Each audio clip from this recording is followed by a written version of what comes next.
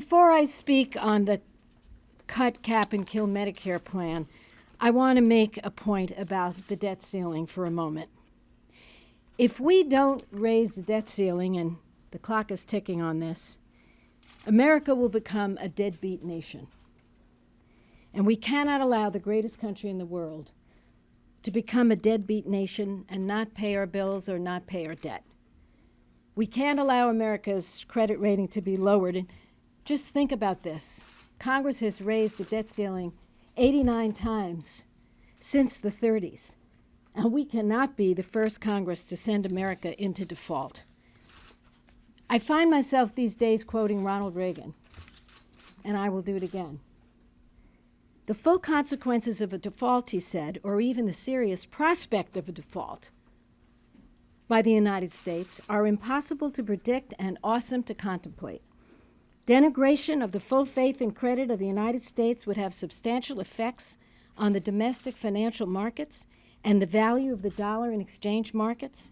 The nation can ill afford to allow such a result. That's Ronald Reagan. Now, I want to tell you why we are so strongly opposed to this outrageous plan passed by the House Republicans yesterday. Yes, they call it cut and cap. They're right to do that because it would cut and it would cap the hopes and dreams of our seniors, of our children, of our middle-class families, of all of America.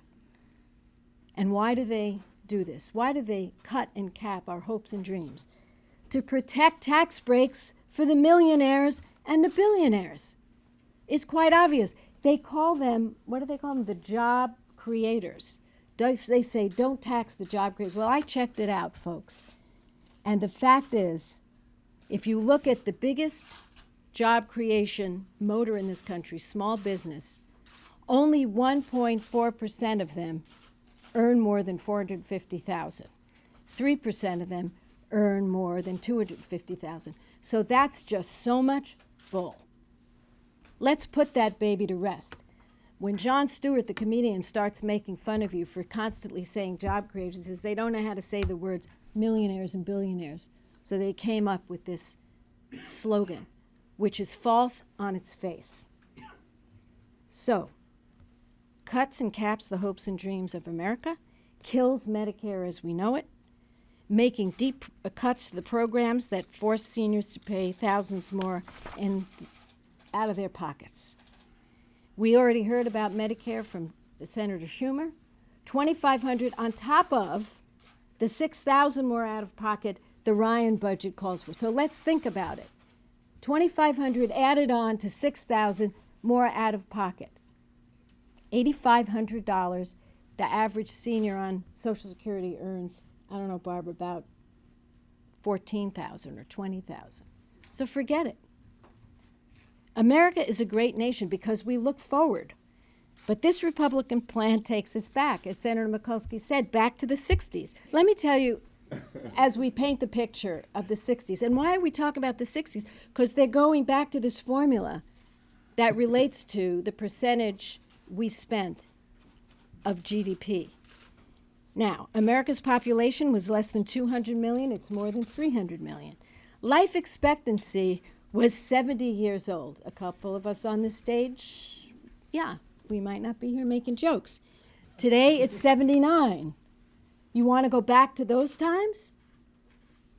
You want to go back to those days. The average per person cost of health care then was $1,500 a year.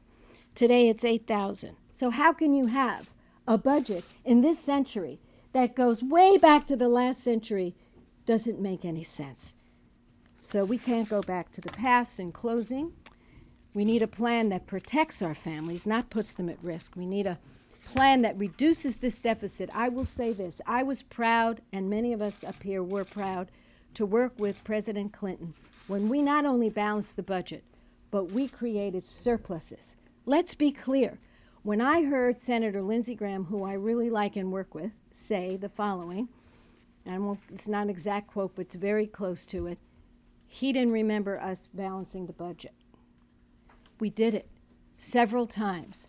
You don't need an amendment to the Constitution to balance the budget, folks. You just have to do it. You have to do it. and we proved that we can do it. So let's not have these fun and games and back to the 60s and back to the future.